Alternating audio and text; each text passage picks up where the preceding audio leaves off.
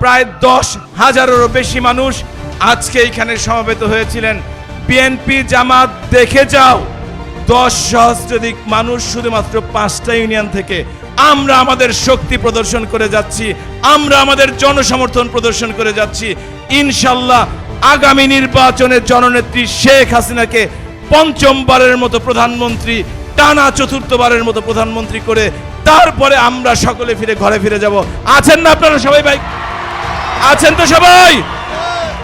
বাংলাদেশ আওয়ামী লীগ সহযোগী সংগঠন মুক্তিযোদ্ধাদের পক্ষের শক্তির পক্ষে আমরা ঐক্যবদ্ধভাবে যে কোনো দেশি বিদেশি ষড়যন্ত্র আমরা ইনশাল্লাহ মোকাবেলা করব।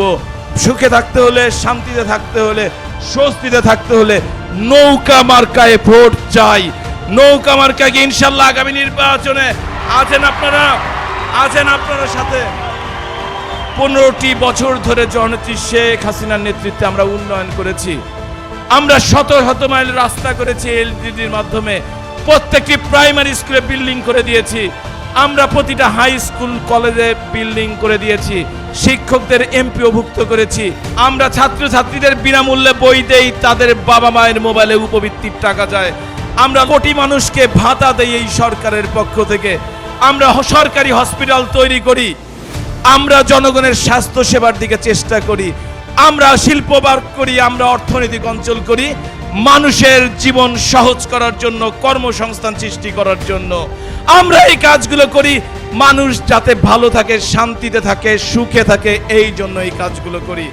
কেউ যদি আমাদের সুখে বাধাগ্রস্ত করতে চায়, কেউ যদি মনে করে আমাদের এই সুখ শান্তি নষ্ট করবে দেশীয় বিদেশি ষড়যন্ত্রে, সাবধান হয়ে যেতে পারেন। ওই সাবধান হয়ে যান, নিজের শক্তিতে বলিয়ান হন, নিজের শক্তিতে শক্তিমান হন। মুক্তিযুদ্ধের পক্ষের শক্তি, বঙ্গবন্ধুর সেই আদর্শের শক্তিতে বলিয়ান হন। ইনশাল্লাহ আগামী নির্বাচনে বিজয় আমাদের নিশ্চিত। সকলকে অসংখ্য ধন্যবাদ। আপনারা যারা এখানে উপস্থিত হয়েছেন তাদের প্রতি কৃতজ্ঞতা জানাচ্ছি, এলজিইডিতে কৃতজ্ঞতা জানাচ্ছি এবং আওয়ামী লীগ এবং সহযোগী সংগঠনের প্রতি কৃতজ্ঞতা জানিয়ে আমি আমার বক্তব্য শেষ করছি। জয় বাংলা, জয় বঙ্গবন্ধু।